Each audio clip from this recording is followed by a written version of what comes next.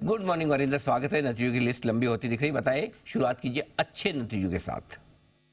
JK Times clearly, sir. Good morning to you and everyone. I think very strong performance. 10 quarter high EBITDA margin, expansion भी कर रहे हैं और fund raising का भी plan है उनका।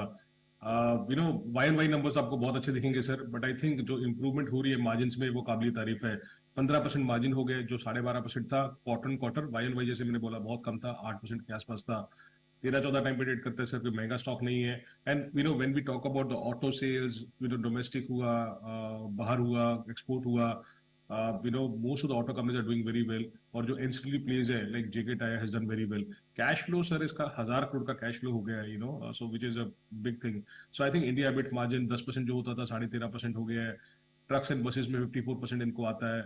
कैपेसिटी बढ़ा रहे हैं सर, आई थिंक 1000 करोड़ का कैपेक्स इन्होंने बोला कि और करेंगे। आई थिंक किसी भी तरीके से देखा जाए, I think they were very good. As I been saying sir कि मिड कैप स्मॉल कैप में नंबर्स अच्छे आ रहे हैं और वेरी सिलेक्टिवली उनको देखना चाहिए। छोटा कंपनी है सर, महंगा कंपनी है, Excel industries.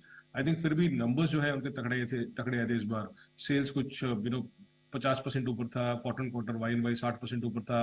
Again more importantly margin की बात करता हूँ सर, क्योंकि छोटा बेस होता है तो आपको परसेंटेज वाइज ज्यादा दिखेगा। ग्रॉस प्रॉफिट मार्जिन 50% आया सर इस कंपनी का।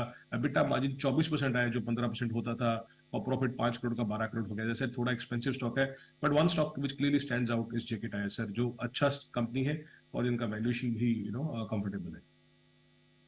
इसके तो जबरदस्त नतीजे रहे हैं। वरिंदर बताएं कौन से अच्छे नतीजे बट वैल्यूएशंस पर एक्सपेंसिव है।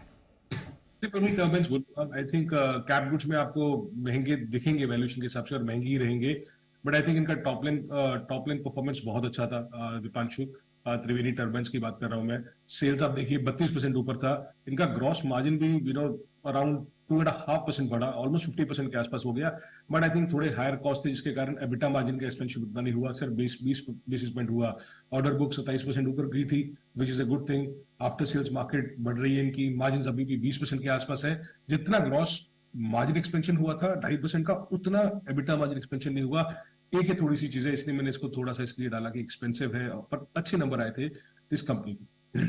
ओके, कमजोर नतीजों पर आते हैं। पहले इनके बारे में बताइए, जो नतीजे कमजोर हैं बट वैल्यूएशंस पर अच्छे हैं, या इनलाइन भी आप कह सकते हैं। तो आप बात कर ही रही है तो मैं आई थिंक टाटा स्टील के बारे में मैं ज्यादा बात नहीं करूंगा कि हाँ भी जिस तरीके से यूरोप अभी भी ट्रैक कर रहा है परफॉर्मेंस को, और एबिटा पर टन 16% गिरा है क्वार्टर। अगेन नंबर्स कमजोर है, सबको पता है, but I think still people are waiting कि चाइना किस तरीके से होगा और आगे जाके नंबर्स किस तरीके से दिखेंगे। केमिकल्स में Jubilant Ingrevia, one stock which we cover, weak set of numbers है। आई थिंक वो एक्सपेक्टेड था कि हाँ भी नंबर्स खराब आएंगे, बट आपको मालूम है कि केमिकल्स हुआ, एग्रो केमिकल्स हुआ, इनकी बस destocking, inventory destocking के ऊपर गेम चल रहा है अभी। चाहे वो एक क्वार्टर खत्म होगा या 2 क्वार्टर खत्म होगा, वो जाने, that is much important thing to watch out for. But most of the stocks are very they are extremely cheap in this environment, but the call has to be taken, whether you are ready to sit on some of these companies for next 6 months or not to take the advantage of the prices. तो Jubilant Ingrevia जैसे margin 12% के आसपास है, stable margin था। Sales 22% नीचे थी Y and Y, EBITDA 23% नीचे था, वो मालूम था। आई थिंक HIL, जिस तरीके से टाटा स्टील को इश्यूज हो रहे हैं यूरोप में, उसी तरीके से HIL को भी हो रहे हैं। HIL का जो फ्लोरिंग बिजनेस है उसके कारण उसको नंबर्स कमजोरी आया है। एबिटा ऑलमोस्ट कुछ नहीं है, 3 करोड़ के आसपास आया है, नेगेटिव लॉस आया है। तो फ्लोरिंग सेगमेंट जो थी उसकी अगर आप देखें तो 300 करोड़ का जो रन रेट था वो 250 करोड़ रह गया, बट PBIT लॉस है उसमें।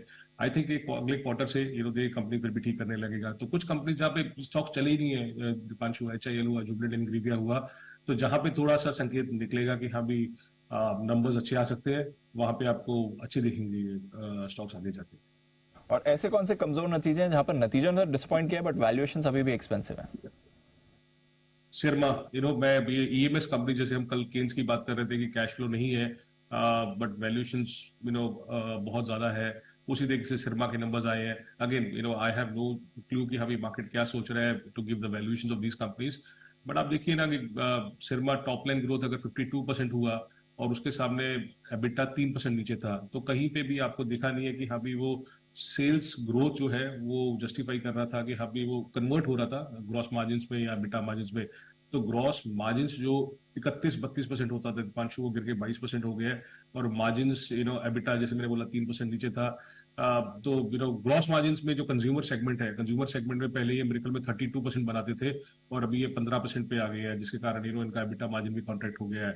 सो अगेन वैल्यूएशन आप देख ही सकते हो कि हाँ भी किस तरीके से 100 टाइम्स के ऊपर जा रहा है, तो शर्मा क्लियरली कमजोर था।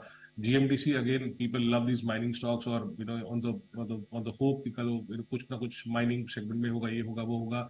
आई थिंक द नंबर्स वो वेरी बैड। अगर माइनिंग सेगमेंट ही देखें आप इसका, तो सेल्स 30% नीचे थी, एबिट 55% नीचे था, और मार्जिन जो 35-37% बनाते थे कमजोर हो गए, 14% हो गए।